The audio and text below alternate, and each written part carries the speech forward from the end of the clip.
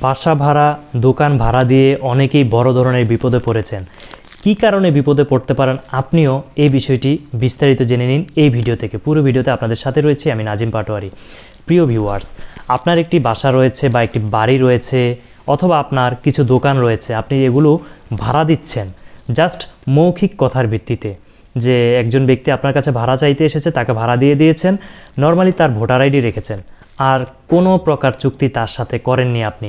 সেক্ষেত্রে যে বিপদগুলোতে আপনি পড়তে পারেন, সর্বপ্রথম এই বাসায় অথবা এই দোকানে যদি ইলিগ্যাল কোনো কাজ সে করে, সেক্ষেত্রে পুলিশ বা আইন শৃঙ্খলা বাহিনী যখন এটা দেখতে পাবে, জানতে পারবে, তারা যখন এটা সার্চ করবে, তখন কিন্তু ভাড়াটিয়া যদি পালিয়ে যায় সেক্ষেত্রে, অথবা না পালিয়ে গেলেও আপনি কোনো না কোনোভাবে এই কাজের জন্য দায়ী হবেন। কারণ আপনার কাছে ভাড়াটিয়ার শুধুমাত্র ভোটার আইডি রয়েছে।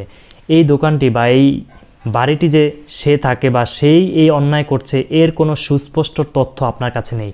ভোটার আইডি কোনো তথ্য, ভোটার আইডি কোনো ডকুমেন্টস নয়, এটা হচ্ছে জাস্ট তার ইনফরমেশন সংরক্ষণ রয়েছে আপনার কাছে। কিন্তু আপনি যে তাকে ভাড়া দিয়েছেন এবং সে যে ভাড়া নিয়েছে, সেই ধরনের কোনো ডকুমেন্টস আপনার কাছে নেই।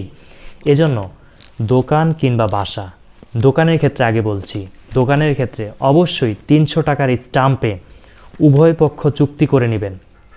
এই দোকানটি কোন পারপাসে ব্যবহার করা হবে, এই দোকানে অবৈধ কোনো মালামাল থাকলে সেটার জন্য ভাড়াটিয়া যেহেতু উনি ব্যবহার করছে, উনি দায়ী থাকবে। এই মর্মে চুক্তিনামাটি সম্পন্ন করবেন। অবশ্যই 3 জন সাক্ষী এই স্টাম্পে রাখবেন, সাক্ষীদের ভোটার আইডিও সংরক্ষণ করে রাখবেন। বলতে পারেন যে এই বিষয়টিতে অনেক ঝামেলা, সময় সাপেক্ষ।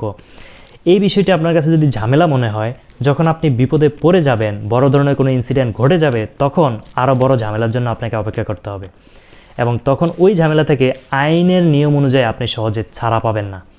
তাই যখন কাউকে দোকান ভাড়া দিবেন, অবশ্যই 300 টাকার স্টাম্পে, মানে 100 টাকার 3টা স্টাম্পে আপনি লিখিত চুক্তি করে নেবেন। প্রথম পক্ষ মালিক পক্ষ, দ্বিতীয় পক্ষ ভাড়াটিয়া, এবং চুক্তিনামা কি হবে, কি কাজে ব্যবহার করবেন, রাষ্ট্রবিরোধী কোনো কাজ করা যাবে না এই দোকানে, অবৈধ কোনো মালামাল বিক্রি করা যাবে না, এই ধরনের চুক্তি সুন্দরভাবে কমপ্লিট করে তারপর নিচে আপনি এবং ভাড়াটিয়া এবং সাক্ষী 3 জন নিয়ে নেবেন।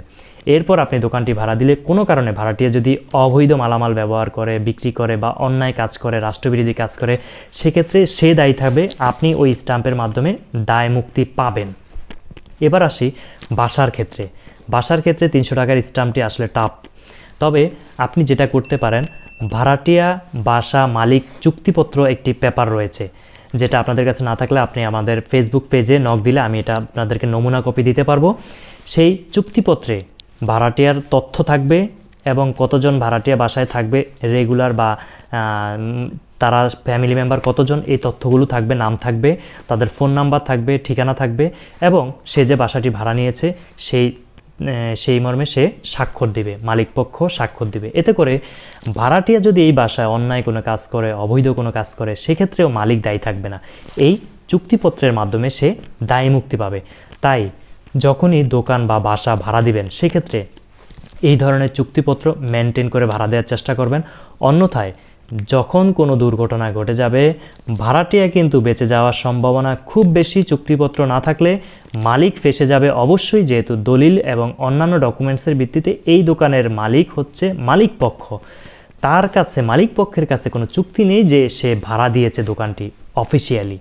তাই সচেতন হতে হবে বড় বিপদ থেকে বাঁচতে হলে। এই ধরনের নিত্য নতুন তথ্যবহুল ভিডিও নিয়মিত পেতে আমাদের চ্যানেলটি ইউটিউবে সাবস্ক্রাইব করুন এবং ফেসবুকে ফলো করুন। প্রিয় ভিউয়ার্স, এই ভিডিওটি অবশ্যই আপনার ফেসবুকের টাইমলাইনে বা বিভিন্ন সোশ্যাল মিডিয়ায় শেয়ার করে রাখুন। যারা এই বিষয়গুলো সম্পর্কে জানে না, তারা জানলে উপকৃত হবে। আল্লাহ হাফেজ।